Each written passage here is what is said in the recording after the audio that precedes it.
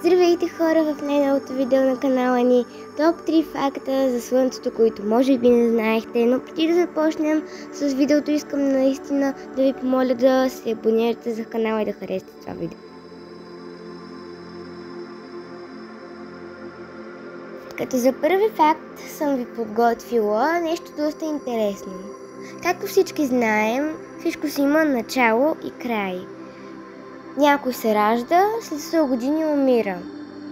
Например, има начало на пътя и край на пътя. За жалост ние не знаем дали има край на нашата Вселена, но знаем, че Слънцето ни някой ден ще умре.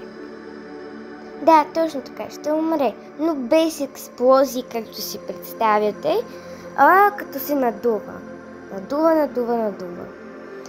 И толкова ще се надуе, че ще стане червен гигант и ще погълне първите 4 планети.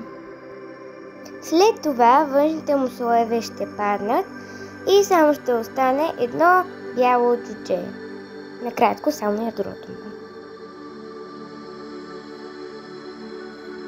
Факт номер 2 няма да е интересен колкото първия, но е заинтригуващ.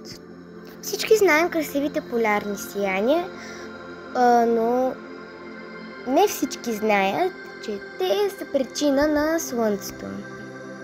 Слънцето изхвърля материал и заради това виждаме красивите полярни сияния на небето ни. И виждате и как изглежда. Като за трети факт съм ви подготвила нещо не чак толкова интересно, но всички знаем, че Слънцето не е никак голяма звезда. Тя е среден размер. Но знаете ли колко е голяма всъщност най-голямата от нас намерена досега звезда?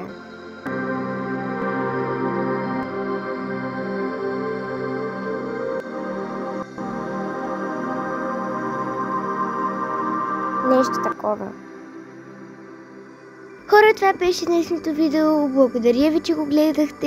И ако сте чували някои от тези факти, пишете това в коментарите. От мен, чао!